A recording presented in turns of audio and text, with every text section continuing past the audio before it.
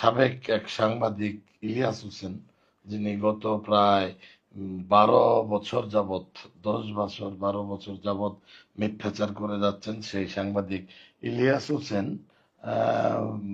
তথাকথিত সো-কল্ড একজন মেজর ডালিম সাজিয়ে নিয়ে এসে এই ইউটিউব চ্যানেলে একটি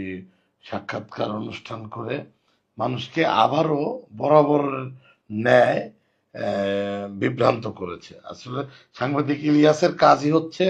মিথ্যা এবং গুজব তথ্য দিয়ে মানুষকে বিভ্রান্ত করে তার ভিউ বাড়ানো, আর সে যে অ্যাসাইলাম সিক করেছে সেটা আরো পাকাপোক্ত ভাবে তার অ্যাসাইলামটা যেন মিস না হয়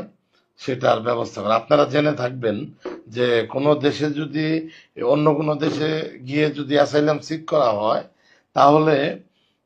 সরকারের এগেনস্টে বলতে হয়, সরকারের এগেনস্টে বলে ডকুমেন্ট জমা দিতে হয় যে আমি তো এই সরকারের এই সমালোচনাগুলো করেছি, এখন আমি গেলেই কিন্তু আমার জীবনের জন্য হুমকি স্বরূপ। তো এতদিন বাংলাদেশ আওয়ামী লীগের বিরুদ্ধে শক্তভাবে বলেছে, বলে বলে বলে বলে তার অ্যাসাইলামটা সে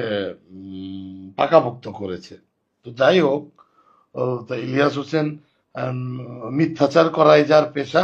এবং ভিউ বাড়ানো এবং তার অ্যাসাইলামের ভিত শক্ত করা, এটা